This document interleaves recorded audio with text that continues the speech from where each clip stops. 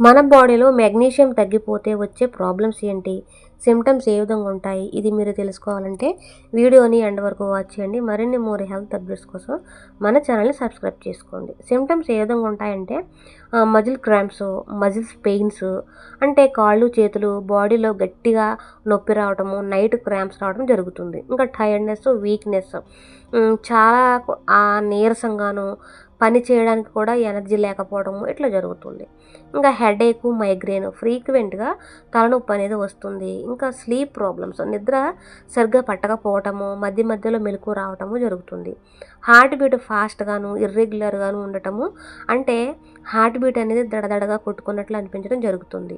ఇంకా stress, anxiety ఇవి ఎలా ఉంటాయంటే చిన్న చిన్న విషయంలో కూడా మనం టెన్షన్ పడటము, కోపపడటము జరుగుతుంది.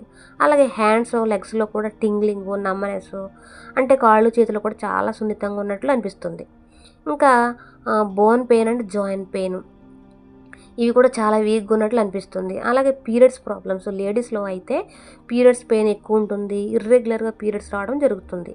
ఇంకా లో calcium and potassium problems magnesium తగ్గితే కాల్షియం అండ్ పొటాషియం కూడా తగ్గుతాయి. ఇంకా మెగ్నీషియము తగ్గడానికి కామన్ రీజన్స్ ఏంటంటే ప్రాపర్ ఫుడ్ తీసుకోకపోవటము, అలాగే ఎక్కువగా కాఫీలు, టీలు తాగటము, స్ట్రెస్ ఎక్కువగా ఉండటము, డయాబెటీస్, అలాగే ఆల్కహాల్ ఎక్కువగా డ్రింక్ చేయడము, డైజెస్టివ్ ప్రాబ్లమ్స్ ఇవన్నీ కూడా ఉంటాయి.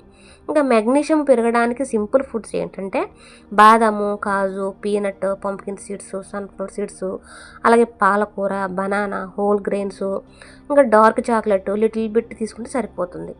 అలాగే పైన చెప్పిన సిమ్టమ్స్ అన్నీ కూడా చాలా ఎక్కువగా ఉంటే గనక డాక్టర్ని కన్సల్ట్ చేసి బ్లడ్ టెస్ట్ చేయించుకోవడం అనేది బెటర్.